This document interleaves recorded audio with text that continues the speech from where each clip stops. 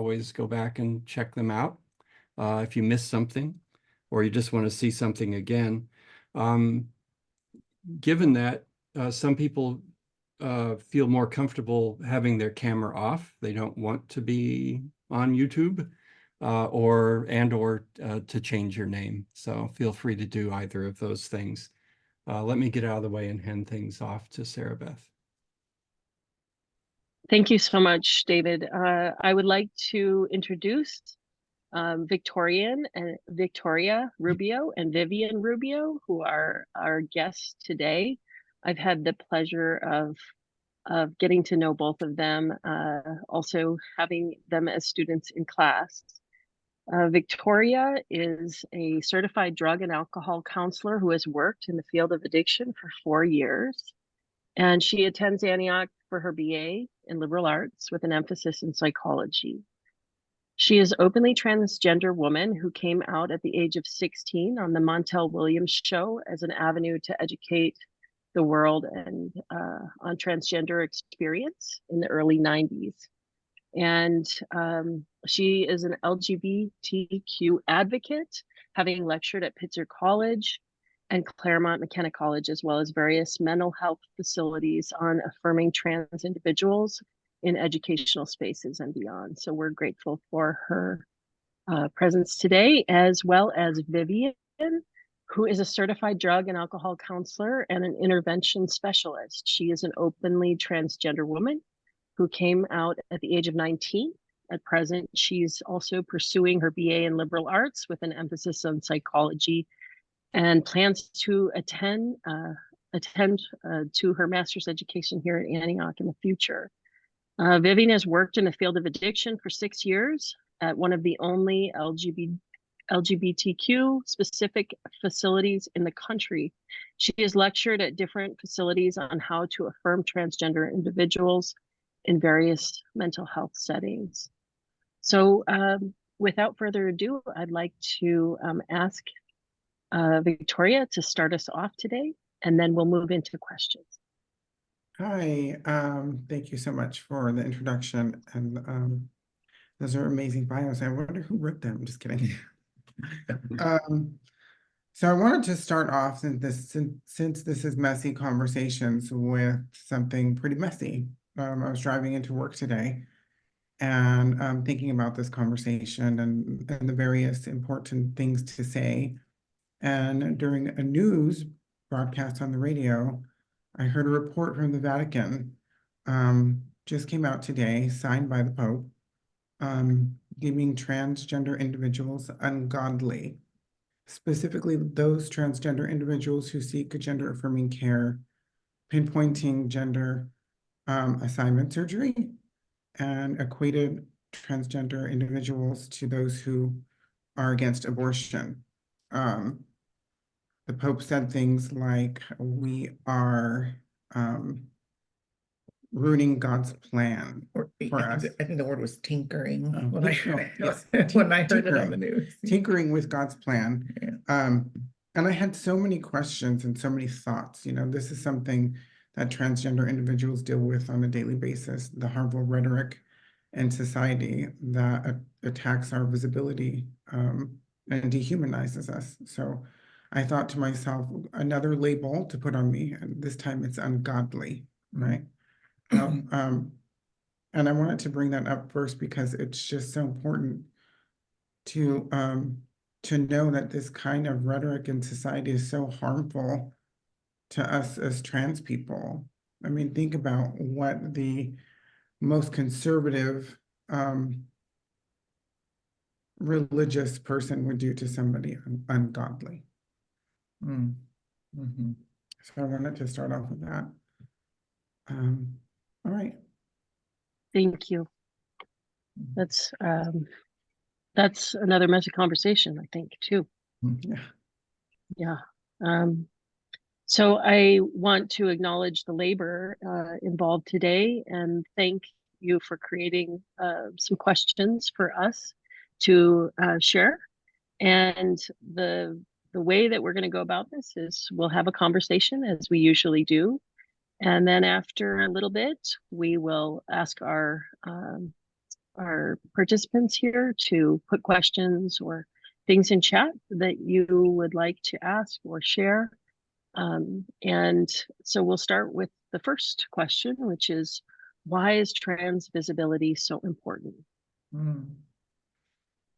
Well, we live in a world, that wants to erase us, right? And so visibility is so important so that we can send a message, and let them know that we're not going to be erased. And also, I think to remind people that we're still here, we still exist, and we're not going anywhere, despite what they do or what they try to do or use transgender folks for political gain or scare tactics in politics, and all these laws, quote unquote, that are coming up to try and take away our rights or silence us. It's just like we're not going anywhere. I think visibility is so important for us to remind folks that we are human, we exist, and we want what every basic human being wants, and that's just our rights to exist, to love, to be loved, all of it. We're just underneath it all human beings. And I think I think some people miss that about trans folks. We're all human. What do you think, sister? I think that that's all very important, and I love you. I love you.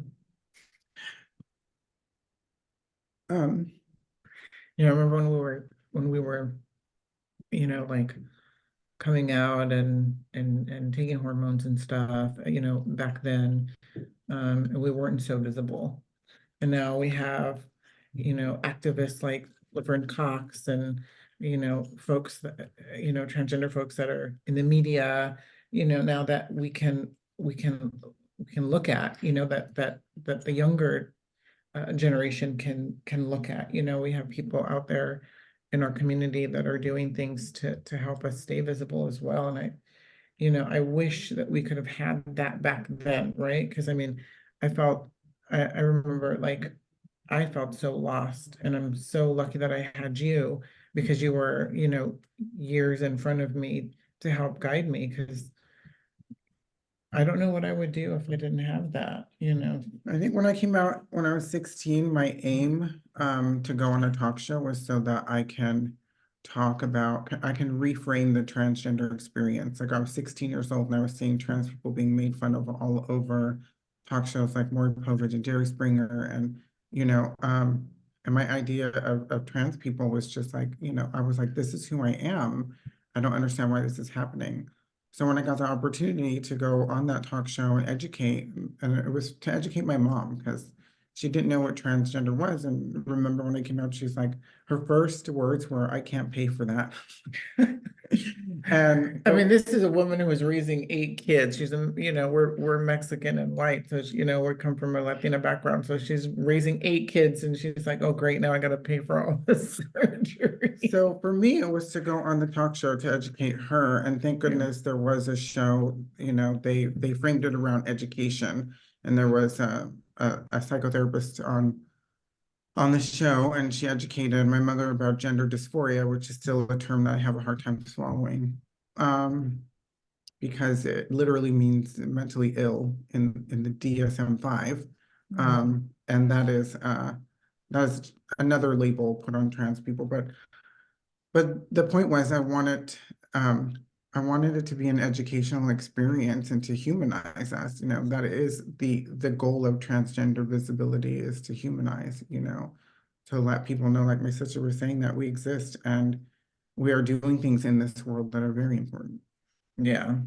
And just to, like, this is where, like, we like, can differ, because I feel like the DSM-5 the DSM-5 diagnosis does help trans folks, especially in healthcare, so, this is where our views are similar, but not all, I mean, I get where you're coming from, though, for sure, 100%, I do, because it's like, it's like just saying that, because we are who we are, we're mentally ill, but, I'll be mentally ill for some good affirming healthcare. Yeah, and that's where I come into the disagreement part, because it's like, we're going to still label you as this, but then we're gonna give you this. Yeah. So that's Yeah. okay. But yeah, thank you for the question. I think you're muted, Sarah. Thank you for sharing those experiences and perspectives. I'm noticing the next piece is about the T being silent in LGBTQ and in the movement itself, and then within your own community. Could you speak to that? Oh, yeah. Oh, yeah. I mean, I think this is kind of where like I get a little passionate about, especially because, we're 47, like we're gonna be 48 in August. And like when we transitioned, first again, like she came out first at 16. I followed at 19. I'm like, I wanted to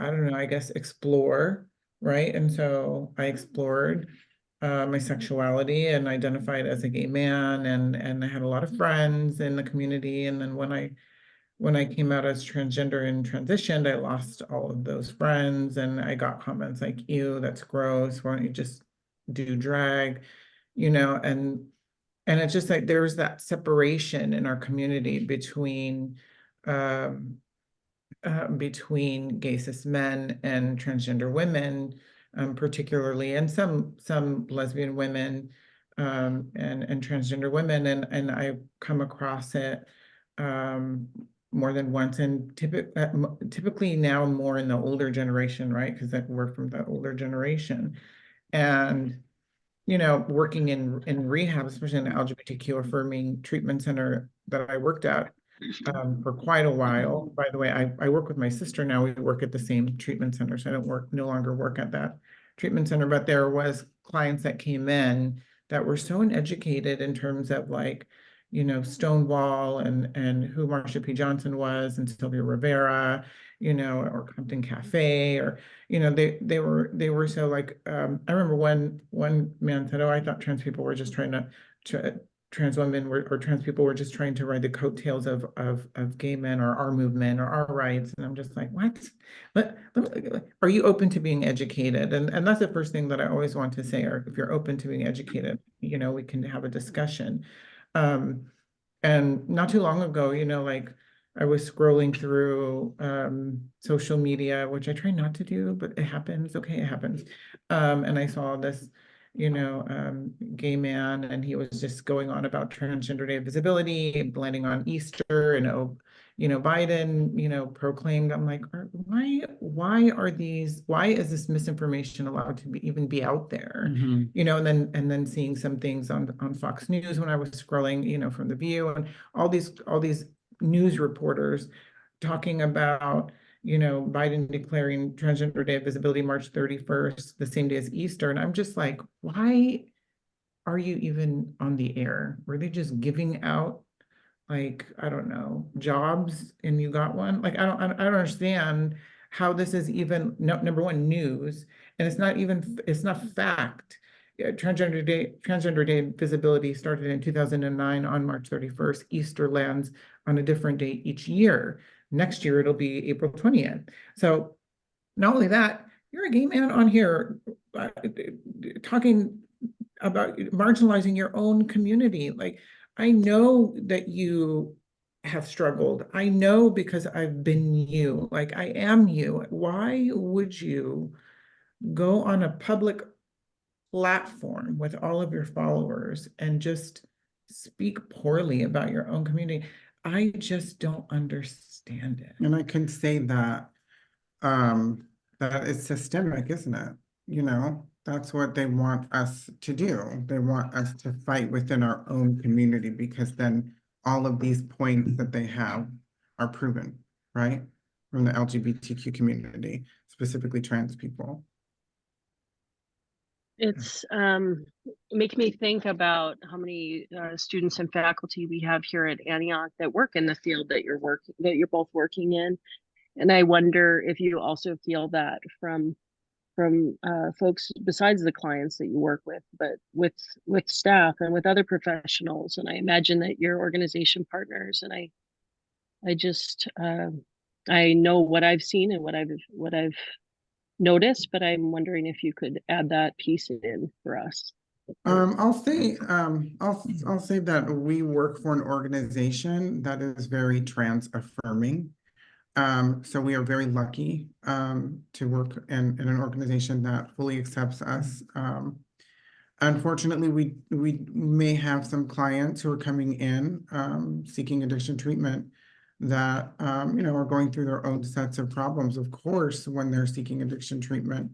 And when they find out about our transness, then some things might come up for them. But we treat the addiction, right? That's what we do as drug and alcohol counselors. And if clients are willing to be educated, then that's the avenue that we take them on. Yeah, but staff, like, and speaking to the staff piece, like, again, I worked at an LGBTQ affirming treatment center for a long time, for almost 6 years.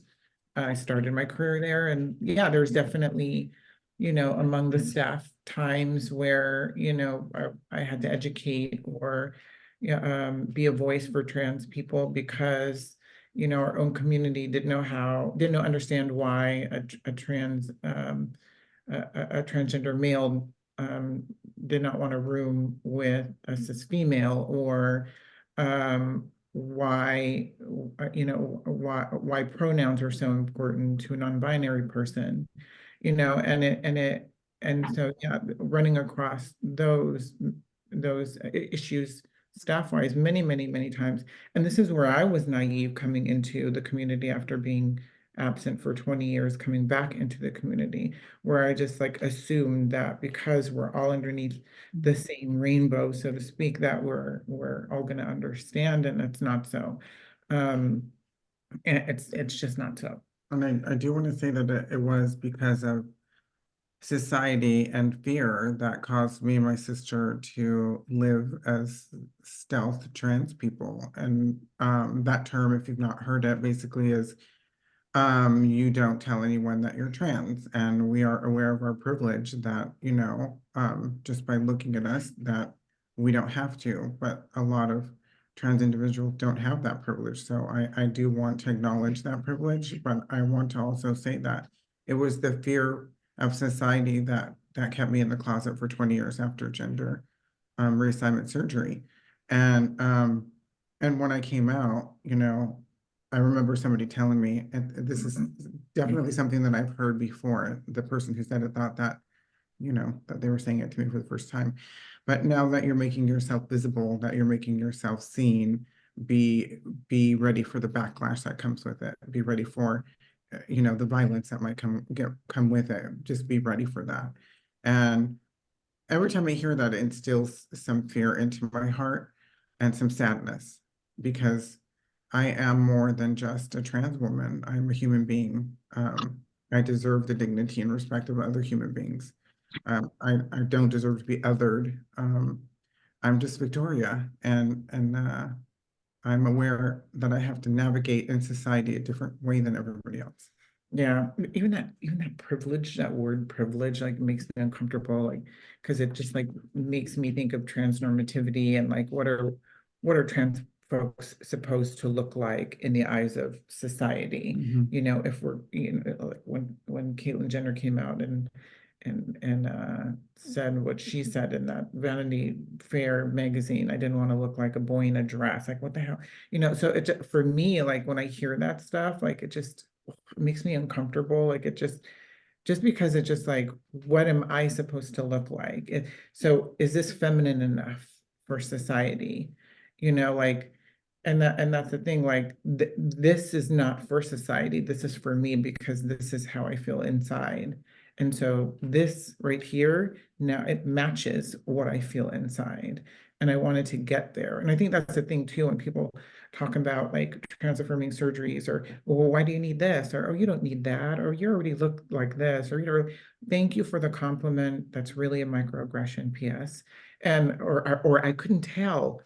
have we gotten to the be a better, how can we be a better ally question? No, not yet. So it's just like, so those are like all microaggressions and stuff. And like, I don't get any type of affirming surgery, whether it's on my face or my body or otherwise, to be complimented or to be told that, you know, oh, I couldn't tell, I thought you were a cis woman. Like, I don't do it for any of that.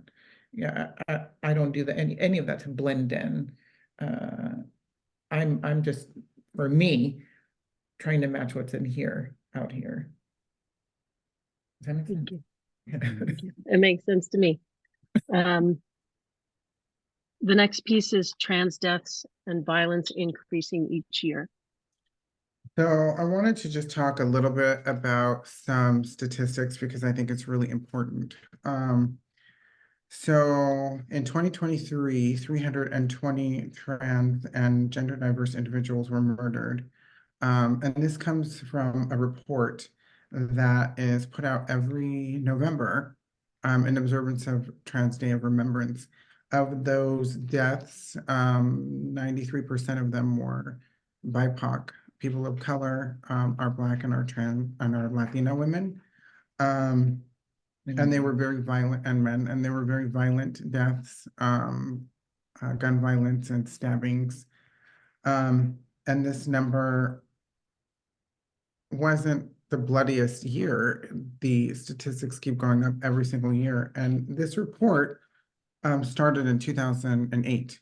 And since that report, there have been 4,600 deaths reported for transgender individuals. So the violence in our society, it's unspeakable. And now some society, these lawmakers are trying to attack trans people in a very different and just as equally violent way through anti-trans legislation. I know that was another question, but I just wanted to throw out another reference, and I can put it in chat too, is our anti-trans bill tracker. It's a tracker online that tracks anti-trans bills. Right now, we have 539 bills in 41 states, and 21 of those have passed, and it is just April.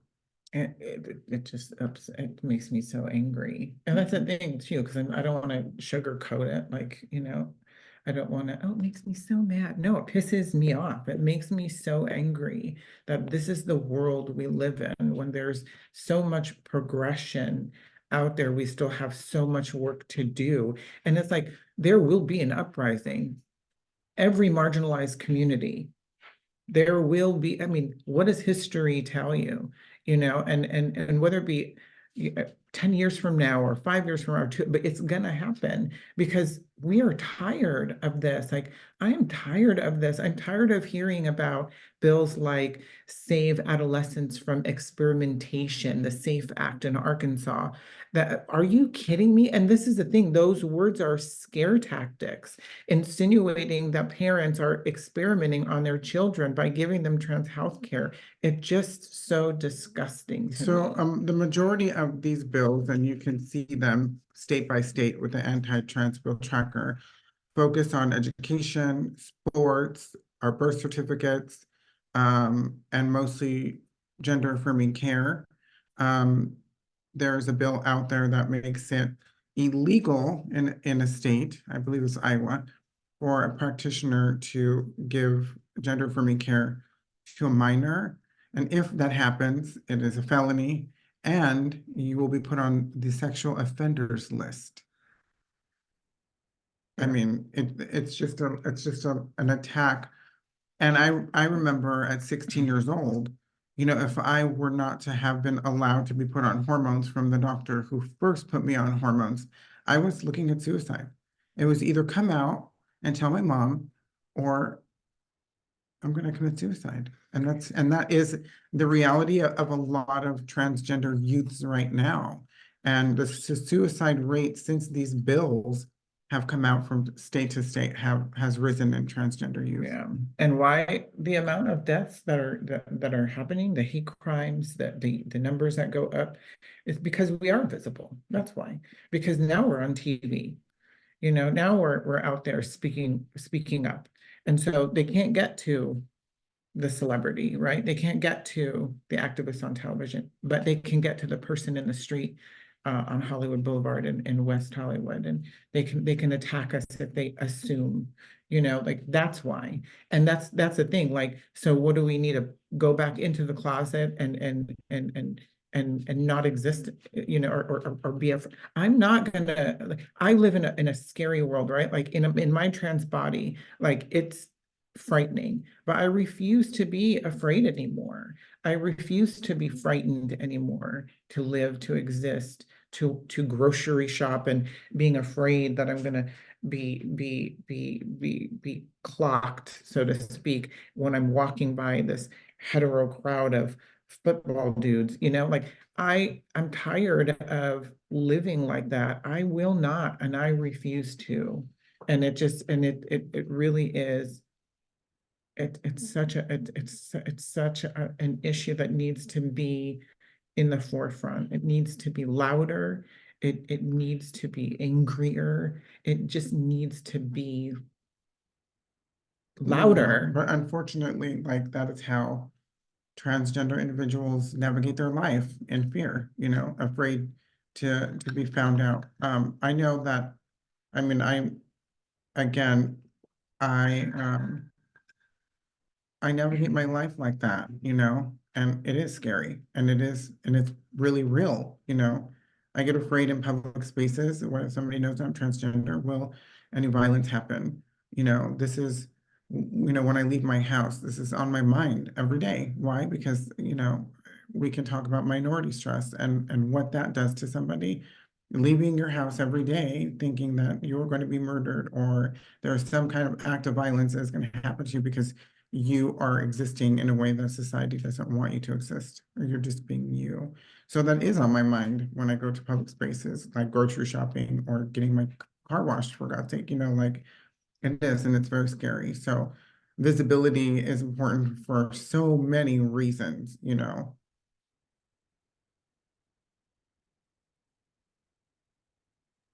Thank you both very much. Thank you also to David, who has asked folks to put questions in the chat. And we have one already, but we'll just move into the last bit of what you wanted to highlight today, which I think is really important for our community. And that is, how can we be a good trans ally? And I if love you this. talk to that, yeah, thank you. Yes, I love this question, and thank you for your question, Sophie. So I just wanted to talk about how you can be a good trans ally, right? If you see something, say something. If you hear someone making fun of a trans person, stop and educate that person. And yes, make it a point to educate that person. If you see or hear of a bill that targets trans people, I mean, there are so many bills in different states, and call your congressmen, call these lawmakers, congressmen and women, by the way, and there are trans women in Congress as well. And talk about those bills and how unjust they are. Simple little things like putting your pronouns on, I just almost said my pronouns, but putting your pronouns on your Zoom when you're in class is a kind of a wink to that you support transgender individuals. Just being a voice for injustice, being a voice for injustice for trans people is a great way to be an ally. Yeah, when you say something, if you see something, say something, and that's the thing too, like when you're out in public or you hear, friends of yours who are not so educated saying something about, trans people or non-binary folks, which by the way falls under the trans umbrella. But I think it's important, to speak out against it if you have that education. And then just going to the chat a little bit, I love football. Don't get me wrong. I just have trauma from working at a sports bar, and that's why I say football dudes, because when I was working at a sports bar, I was under the radar, and I heard a lot of transphobic remarks specifically from that rowdy, drunk crowd. But then again, they were all drunk and rowdy. And moving forward from that, though, just again, being an ally is speaking up again, speaking up against people who are uneducated about our community and educating them as well. And those folks who are open to being educated, and like also, you know, having these types of conversations, you know, are so important for allies, you know, like, hey, I was here, this is what I learned. Would you like to hear what I learned? You know, in either in your family dynamic or your friends group, because, you know, we need allies. We need all of you. Yeah, and be aware of microaggressions against trans people that might seem really innocent, you know, really innocent microaggressions. Like when somebody comes out to you as trans, try not to say, "Oh, I knew, I knew," or some part of me knew, or ask pronouns if you don't know somebody's pronouns. Don't ask about the surgery, because what is between someone's legs is none of anyone's business. Let's see, we have some questions. What resources do you recommend for educating ourselves so we can help educate others? That's a good question. I think that there's a lot of resources online. I did suggest an anti-trans bill tracker that was put in chat, I think. That's a really good resource. Just whatever you can read. There are lots of articles at the Antioch Library that I've looked at as well. And also just informing yourselves. You can also attend trans support groups, you know, and be educated by individuals there as well. I think that would be amazing. And read the WPATH, the World Professional Associations of Transgender Healthcare, so you understand like what we go through in terms of like HRT and what we basically what we have to go through in the medical field to get to where we would want to be. And also going to another question, would it be possible to speak on like language and how it's changing? Yeah, for sure. Like because I'm a woman of trans experience, I have gone through sexual reassignment surgery. That's what it used to be called in my day, and there's so many different now that term is not really okay anymore. And also the word transsexual, which is a medical word. It means that, you know, you've had that surgery. But I don't like that word. That's just, I don't like that word, because these words, you know, have become weapons, you know, been weaponized.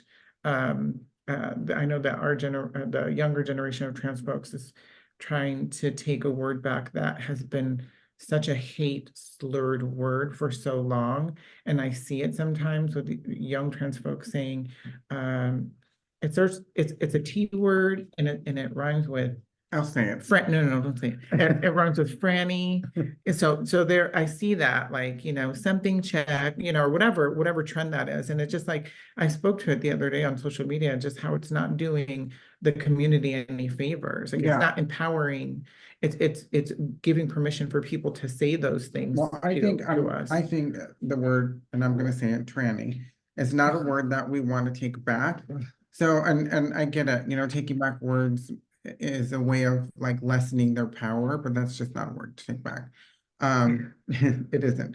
I feel So- very strongly about that word. Yeah, very much so. But I hate that word. you know, transgender individuals, women of trans experience, you know. That's what I love. That's my favorite. That's my favorite. I remember a client came in and said that I'm a woman of trans experience. I'm a woman first, but I am a woman of trans experience. I understand that I'm not a cisgender woman. I understand that. I get that. We all can agree that, okay, on that. I am a transgender woman of experience. I'm a trans woman of experience. I loved when she said that, and so I definitely adopted that. So Cece, your question, what experiences have you two had in the Antioch classroom that were problematic or affirming? It's a very loaded question. There was a experience that I had during my first quarter during one of my classes, during one of my psychology classes, and it was just, you know, acting out a skit about a psychological problem, and it became problematic when students started to misgender the quote unquote identified patient and called that identified patient by their birth name, and it was all sorts of an education that was happening in front of my eyes that I responded to in a very professional and strong way. But it turned into an educational experience, and all those who were involved were hopefully educated.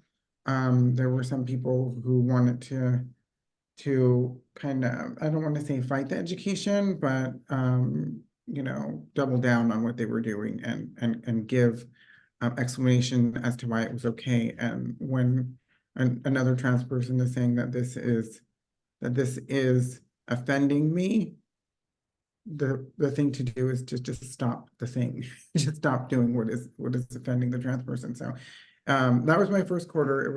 It was upsetting, but it did turn into something educational, and it's the reason why we're having this discussion right now. And affirming, there's a lot of transgender affirming. That's the whole reason why we picked Antioch, is because the faculty is very affirming. And it's something that we appreciate because it's really hard for trans individuals to find safe spaces in education or healthcare. So yeah, we love Antioch for that reason, and we appreciate everyone on faculty for their being affirming. Yeah, and I just want to note too, like when I heard that experience that my sister had, I was really taken aback, just because I have not experienced that at Antioch at all.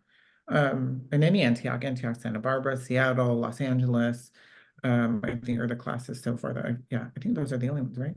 That I've taken courses at. Not one have I ever felt either unsafe in the classroom, or felt like anyone was being any type of transphobic or anti-trans or anything like that.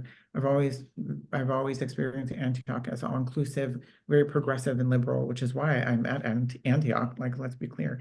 Like, I feel like I can be myself in the classroom, and also professors that I've experienced have asked me if I was open to educating, and or just do it, and they're like, cool,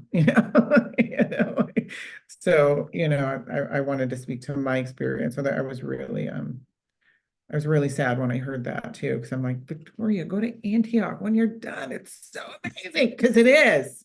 It's I love Antioch. I mean, the people that I used to work with at the LGBTQ Affirming Treatment Center are all Antioch alumni. Wow, Yeah. that's So wonderful. also, I just wanted to talk about something really quick, a way to kind of appreciate what we're talking about. And I know I use the word privilege because it is important to recognize your privilege as a cis person. And I have a list. It's called the cisgender privilege list, taken from Peggy McClontish's White Privilege: Unpacking the Invisible Knapsack. And I just wanted to share a few of those with you. Just something to think about. I'll put it in the chat. There's 23 of them, but the ones that stick out to me the most, I'll share. Number one, strangers don't assume they can ask me what my genitals look like and how I have sex. Two, my validity as a man or woman is not based upon how much surgery I've had or how well I pass as a non-trans person. Three, when initiating sex with someone, I do not have to worry that they won't be able to deal with my parts, or that having sex with me will cause my partner to question his or her own sexual orientation. Four, I'm not excluded from events which are either explicitly or de facto men born men or women born women only, basically anything involving nudity. Five, my politics are not questioned based on the choices I make with regard to my body. Six, I don't have to hear, so have you had the surgery? Or, oh, so you're really incorrect sex or gender each time I come out to someone. Seven, I'm not expected to constantly defend my medical decisions. Eight, strangers do not ask me what my real name, birth name is, and then assume that they have a right to call me by that name. Nine, people do not disrespect me by using incorrect pronouns even after they have been corrected. 10, I do not have to worry about someone wants to be my friend or have sex with me in order to prove his or her hipness or good politics. 11, I do not have to worry about whether I will be able to find a bathroom to use or whether I will be safe changing in a locker room. 12, when engaging in political action, I don't have to worry about the gendered repercussions of being arrested, i.e. what will happen to me if the cops find out that my genitals don't match my gendered appearance? Will I end up in a cell with people of my own gender? 13, I do not have to defend my right to be a part of the queer or gays and lesbians will not try to exclude me from our movement in order to gain political legitimacy for themselves.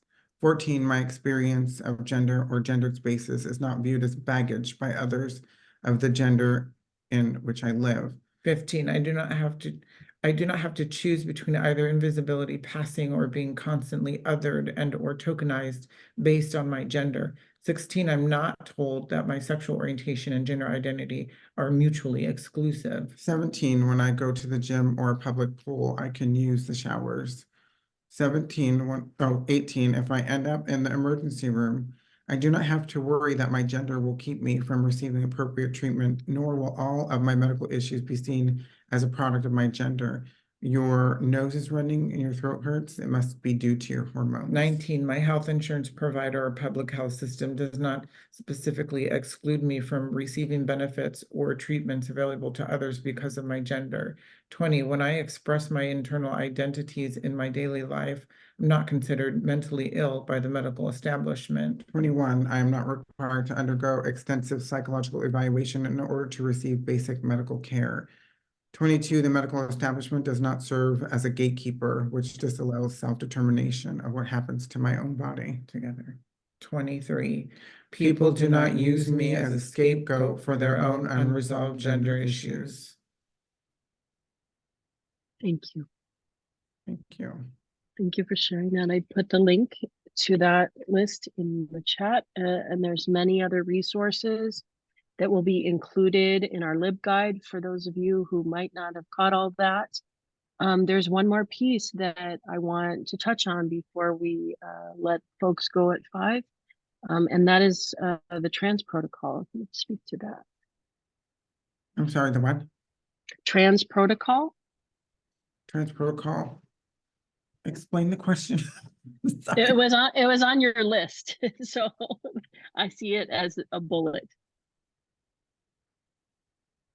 But I'm just thinking about all of the things you've talked about, and even listening to this list that you just read, and the gatekeeping that lives in the medical system is very similar to the gatekeeping in the mental health system.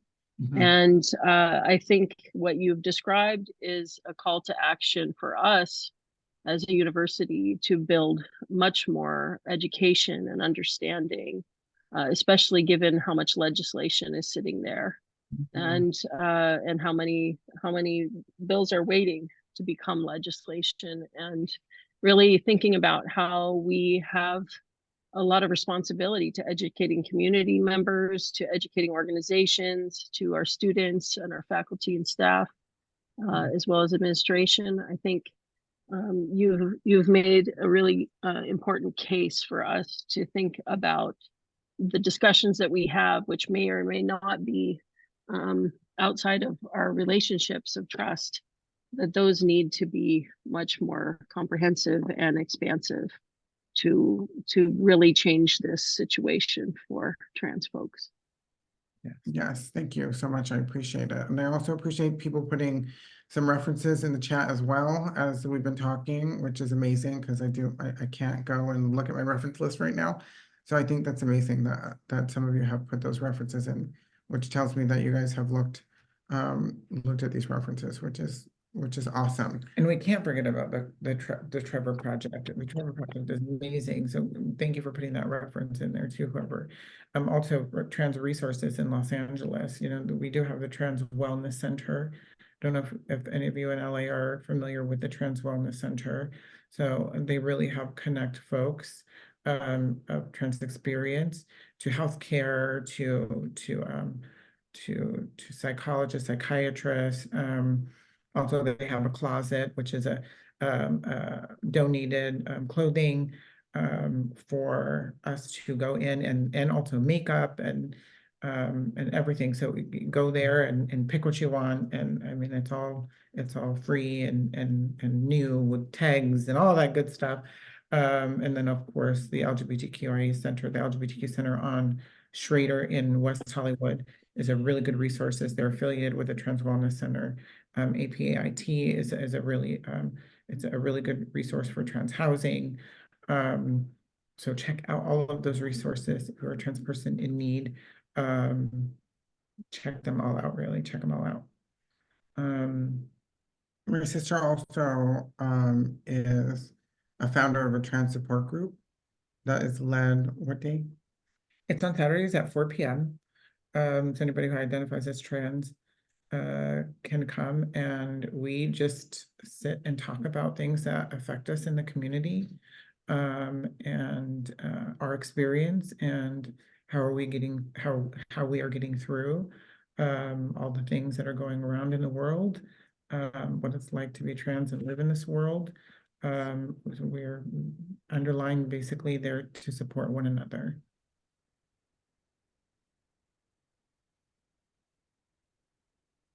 We're getting a lot of love in the chat. Yeah, I love it. Thank Yeah. you. Thank you very much. I appreciate it, and it can be exhausting educating a lot of people, but we love it. I love it. You know, I definitely love it. I think education is so important for people who are open to receiving the education. yeah, it's very needed, and we're so happy that so many of you showed up to hear us. Yeah. And don't be afraid to ask questions. Don't be afraid to ask questions, please. Like, I understand that it's a heavy topic, you know, for some Because people. also some people are like, is this the right question to ask? Should I ask this question? I don't want to offend anybody. And we totally get it. Like the platform though is for educational purposes. And so I think, you know, if anything lands, we can say like, hey, maybe this wording is better. Thank you, Trish. I'm reading that and I appreciate that. Thank you.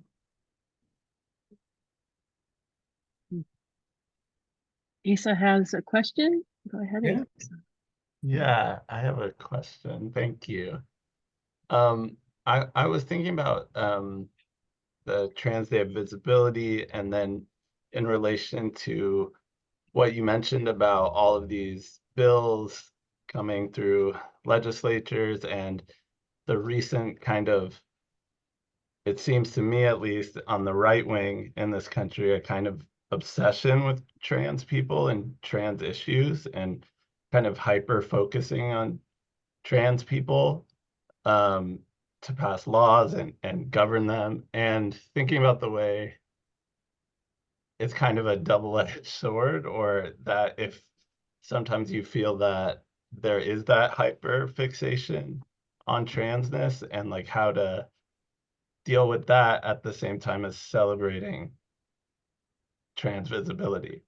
To that, I would say that, like I said, I came out in the early 90s. We've come a long way, but there's a lot of more work to do. Trans Day of Visibility is about education, also about protest, but also about celebration, you know. For me, it's like, you know, when that day comes around, it's not like, oh, great, let me bring my flag out and I'm gonna wave it around and let everybody know that I'm trans and look at me. But you know, it can be hard to celebrate those days because of all the stuff, all the injustices going on in media and around the world. But I have to focus on the good that I get to do as a trans person. I get to be an educator in spaces like this. I get to work in the field that I am in right now, and I get to make a difference. And if it weren't for platforms like this at Antioch University, then we wouldn't have these spaces, right? So I get to celebrate that as a trans woman, as a person, as an individual, you know?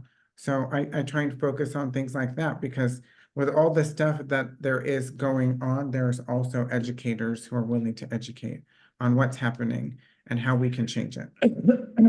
Also they have, I wanted to bring up this resource that that I don't think a lot of mental health professionals know about because it's fairly new. It's called the it is called the Association of Addiction and Mental Health Professionals. So the LGBTQ+ Association of Addiction and Mental Health Professionals are initiating change, a place for education and professional development for everyone, a collaborative space to address the challenges and barriers and needs of our community together. So this space is for any mental health professional who would like to learn more about the community. My sister's putting it in the chat, the short name is AAMHP or AMP. And so you have different people in the mental health field speaking on different subjects for LGBTQIA plus individuals. So if you're a psychotherapist, if you're a person who works in a treatment center and you would like to be educated more on how to approach our community when treating them in these spaces, then check out AMP. I am a proud committee member of AMP. I will be speaking next month at AMP on affirming transgender folks in the treatment setting, mainly, obviously rehabs and places where we go to seek help for substance use disorder. So you can check us out on Facebook at AAMHP. Thank you. We have Trish with a question, and then also Maggie. Thank you. Hi, Victoria and Vivian. Thank you so much for just being with us and sharing your selves with us. You mentioned, feeling fear and when you go places and just fear in general. But I'm wondering where you feel joy and where you feel safe, and wanting to celebrate that for you, and if there's like specific places that you visit that we could talk about. There's lots of joy that we feel, Especially at home. especially at home, especially with each other, because We're not codependent. We don't live together. we're identical twins. We're 1 minute apart, so we have mirrored journeys. So we feel lots of joy with each other, but also I feel joy at work. I feel joy with attending Antioch and going to classes. I feel joy at the gym because yes, Henny, I love the gym. I feel joy in a lot of different spaces and places. Same. Yeah, and I love the gym as well, because I get to be in my body and feel what that's like and kind of tune everything else out around me. And so definitely lots of joy outside, taking a walk with my dog. I mean, yes, those spaces. It's not all fear, but there's a good majority of it. Thank you. Thank you. Maggie, and then Lena. Sure, thank you. It's not really a question. I just was just wondering about this, and I'm sure none of us really know this data. Because I recently found out there is a politician in Taiwan, is the first openly transgender politician, I believe, in the world, potentially, and have made an incredible impact during COVID.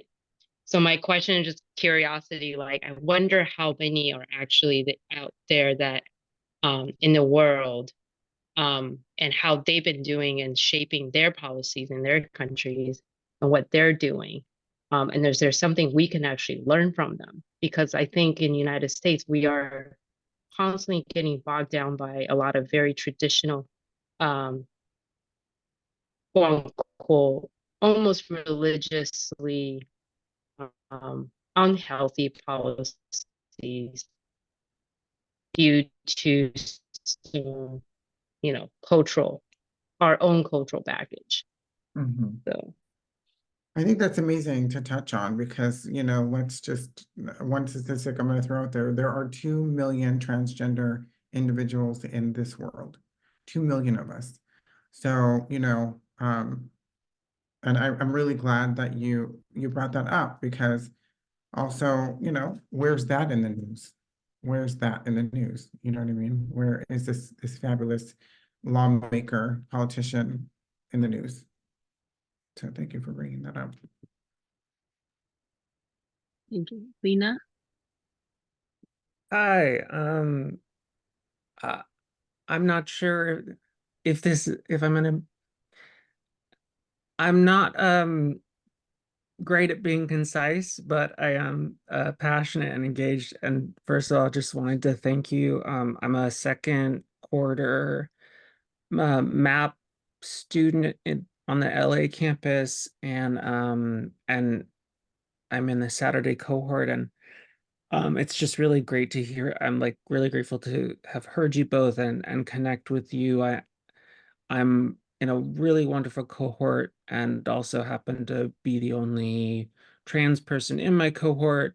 So I'm just really happy to be in this space with other um, people interested in and within this community. I guess mm, uh, I think Vivian, you mentioned, and I Googled them.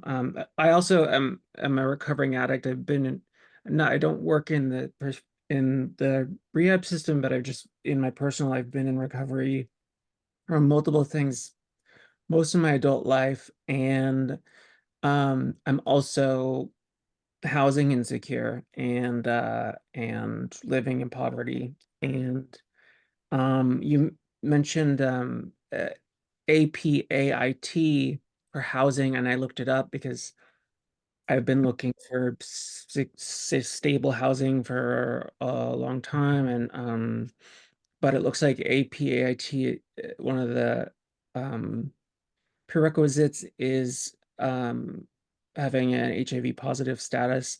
And what I found in seeking like help with, I'm a late bloomer. I came out as gay. I grew up in LA, came out as gay when I was 13 and didn't realize I was actually a trans woman until I was 30. And so far, basically my whole trans journey so far, the past 4 or 5 years, I've been housing insecure, and I've got support through the Trans Wellness Center. I have a therapist and caseworker, but I've noticed that there's like in our attempts to try to navigate finding safe space and stability and support for me, there's a lot of, it's like we've run up against a bunch of walls where it's like I'm either not um I'm too old to qualify for Yeah. like a young youth housing program, or I'm not HIV positive, or and it often feels like I'm either struggling too much for an institution to help me or to know how to support me, or I'm not, or I don't have the right type of struggles, or I'm not struggling enough. Um, I don't know how, if this is a question. I just wanted to introduce myself and engage because um, you are community, and I'm still pretty new to Antioch, and so I just wanted to introduce myself and yeah, just kind of share about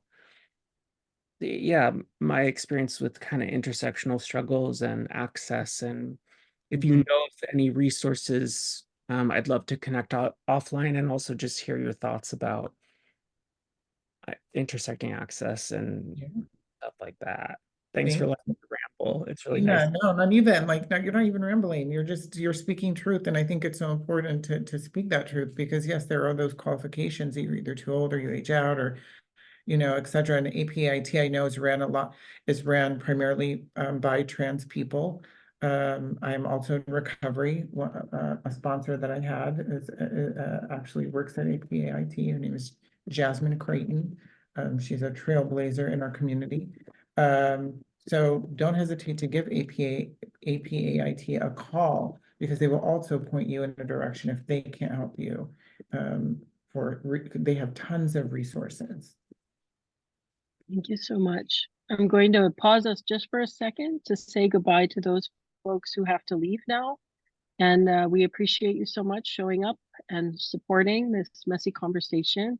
We'll continue our conversation for those who can stay on for a little bit. And our next question is from Moses. Thank you.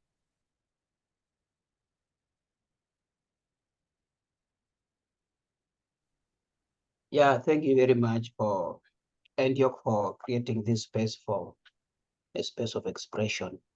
And I really appreciate the whole information, the whole the way you express yourself, and you guys, the way you are sticking out, you know, to put it out there, to put everything on the wall so that people can see, can read, and can, you know, look into their lives and look into other people's lives. And that's how the whole story of support comes in, you know. I really also want to appreciate because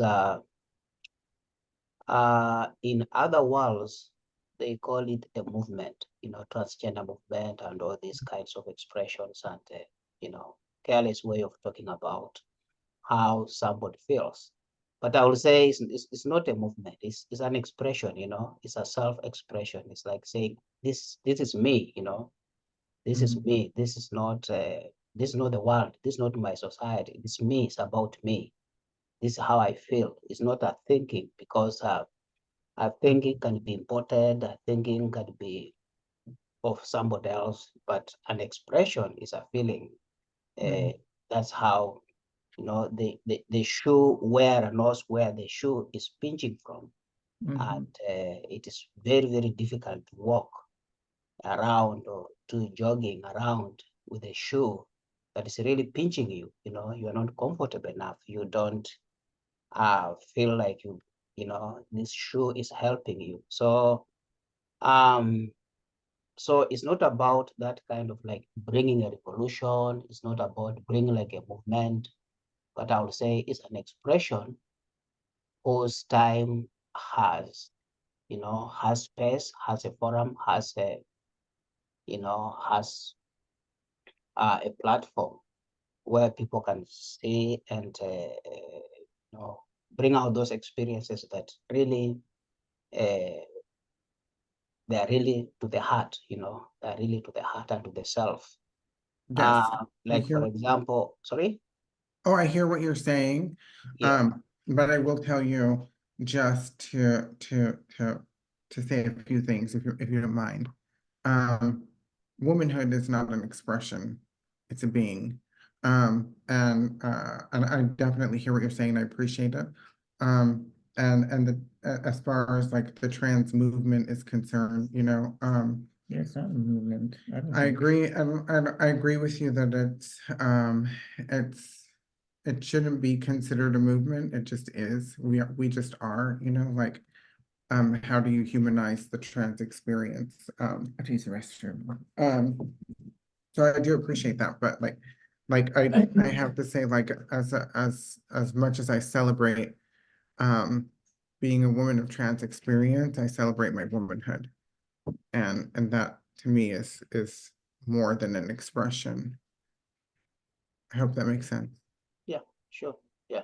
Yeah. For example, you know, I come from Africa, and it's really messy outside there, you know, when you say otherwise, you become a criminal, you have a right to die, you know, they would mobilize you know, youths to come, and even the whole, you know, the whole of your family, your parents, yourself will be in danger, you know, when you express yourself like, this is who I am, and this is how I feel, and this is what I want people to come out and stick themselves out and say, it is A, B, C, D, you know.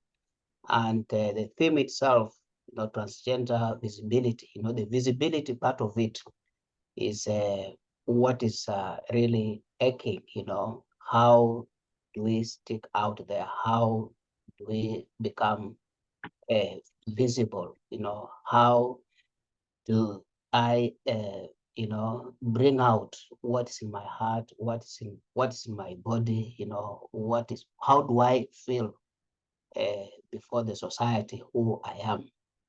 And so the visibility part of it is the most important part of when it comes to expression, when it comes to a movement, when it comes to knowledge, when it comes to giving out information. So that is how I look at it, and I really appreciate your way of coming out and telling us, you know, you are really telling us, informing us how, you know, things can become and how things can, you know, can evolve. And yeah, I think that is. Thank you, Moses. So maybe I will. I don't know. Maybe a question. Not really a question, but maybe just wanting to know. How do you take care of your, your spiritual part of how do you express your spirituality? Because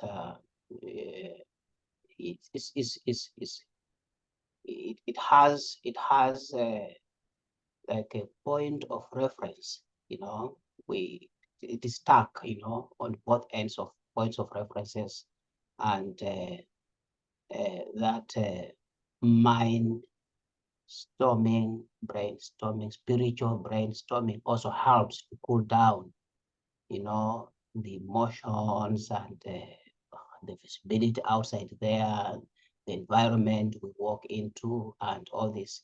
So the spiritual part of it is also, I would say that's just my inquiry. Like, you guys, how do you experience that? Yeah, I'd love to answer that. So for me, because coming from a 12-step background as well, because I'm 6 years sober, the spirituality doesn't necessarily mean religion to me. Like what the Pope said or whatever, I'm not going to go and cry in my pillow over that shit because I don't believe in it. My God does not hate. My God is all loving. I think there's a power greater than myself. I choose to call that power God. But I also meditate. I pray to a God. Not Sky Daddy in the clouds, but a God, right? I also chant Buddhist prayers because they're beautiful and they touch my soul. I don't believe in organized religion. I believe in spirituality, although some things that I do are considered practicing organized religion, but that's by society that likes to try and put me in a box. And so I don't agree with that either. So spirituality to me is very personal, and it lifts me up. I'm living God's will for me. I truly believe that. And every day when I have self-doubt, it means I'm not trusting in the plan and the path that I am here for. So I do my best to not have that. And trust me, we're human, so that's hard. But also, again, all we can do is our best, right? I do what makes me feel moved and happy and comforted and loved. I'm spiritually fluid. Wow. That's a short answer for that. Thank you both. That's so Thank you nice. both Yeah. for your Thank you. responses. And thank you, Moses, for your question. I think we missed Jackie here. Jackie, do you want to pose your question?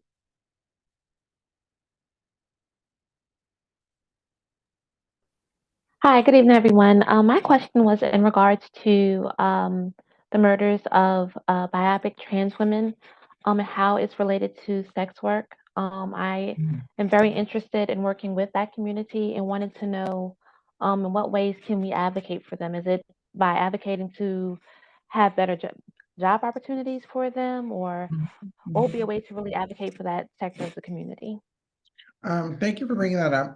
I answered your question a little bit in chat when you had posted, but yeah, the report of BIPOC individuals or Black and Latina trans women, a lot of it does involve sex work. And how can you help is what I'm hearing. Yeah, and being former sex workers ourselves, there are many times that we've been to businesses and laughed at and made fun of, when we're trying to get quote unquote real jobs, at the time. And so yeah, advocating, there's a transgender health rights poster up now in employers, but advocating for more like spaces that are trans affirming. I think going in and educating folks I think it all starts with education, but also when I was out there on the streets and engaging in sex work, and I remember folks from the Van Ness House coming up to me and talking to me, counselors and therapists that would donate their time to come and talk to the girls on the streets and tell us that we had other opportunities and give us resources and made us feel seen, was really, really helpful. And so I think more of those things, you know, donating some of your own time, going out there and spreading, you know, the message of like, there is help, here are some resources. And sometimes you might not get back, you know, the appreciation that you would think you would get. You know, some of the girls out there were happy being, you know, being sex workers, and their story didn't speak to, I was trying to look for another job, you know, but there are a majority of sex workers out there who feel like they had no other choice. Either they were shunned by their family, cut off, living on the streets. And so what are they gonna do? You know, or trying to get a job out there, trying to be a productive member of society. So outreach is basically, you know, the answer, like being able to go out and do some outreach would be really helpful, especially, I know when I was on the streets and like my sister and people did that with me. It made me think that there was something else I could do, although I wasn't there at the time. That wasn't the space I was in at the time. It's still stuck in my head, and here I am 25 years later. But also, yeah, like also too, in the BIPOC community, it's not okay to be trans and Latina or Latin. It's not okay to be trans and Black. It's not okay. And that's the thing, we have to also start within our own culture to initiate some change. And education. And it stems from education. You know, there's a lot of that machismo shit in the Latin community that, you know, we need to squash it.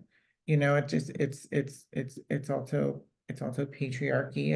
It's all of that stuff that we need to address again within our own cultures. We need to talk about it more. We need to not stigmatize mental health. Thank you both. Rosa, you have a resource or something to share in the chat. Would you like to interrupt? Yeah, thank you. I was just hearing about the voice that brought up the idea of looking at the global landscape of this and how it is perceived. I think somehow Asa introduced the idea that it was like over attention in the US about this in a way that is almost like I don't know, it's extreme. So it made me remember the identities that you can find other places that are very established, especially the indigenous native communities that have been assuming that binary thinking in general, binary cosmology and binary sexuality is something that is alien to them. So I wanted to bring up the mujer. The mujer is one identity in Oaxaca, in Mexico. That's just one example. There are many other identities in other communities, in other places in the world. Exactly, yeah. Just give insight that there's an other option. No, I think when we hear voices like these brave voices, Victoria, Vivian voices, the first thing that I want to contribute to say is, yes, it's possible to build a world where we all fit. Yes, it's possible. It is possible. And situations like the mujer and those examples tell us that have been around for a long time. Maybe not this geography, but probably other geographies. We can learn from that. I'm so glad that you brought that up. It's so interesting because trans individuals have been around for a long time in different cultures, like you were sharing. Also, too, then in Native American, there's the Two-Spirit. And in the Thai community, trans women are revered as almost holy. There's so many different cultures that embrace the transgender experience. And you know, for us in the United States, you know, like the transgender women especially started to become visible as early as the 1800s. In 1839, the first person to undergo sex gender reassignment surgery was in Germany. And then there were others to follow. That was the first ever recorded.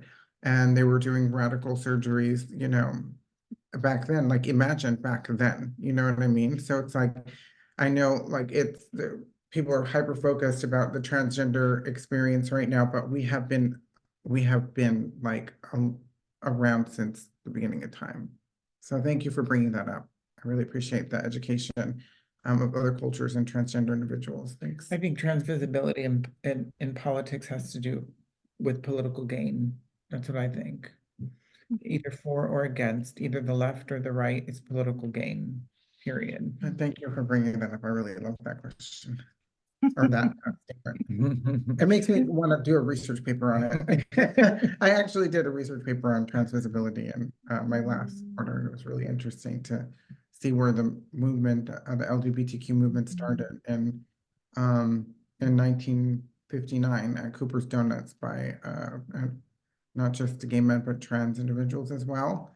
And then again, another movement at Compton's Cafe in San Francisco, all within 10 years before Stonewall, started by trans individuals. So trans individuals were the first ones to start the gay movement, the gay liberation movement.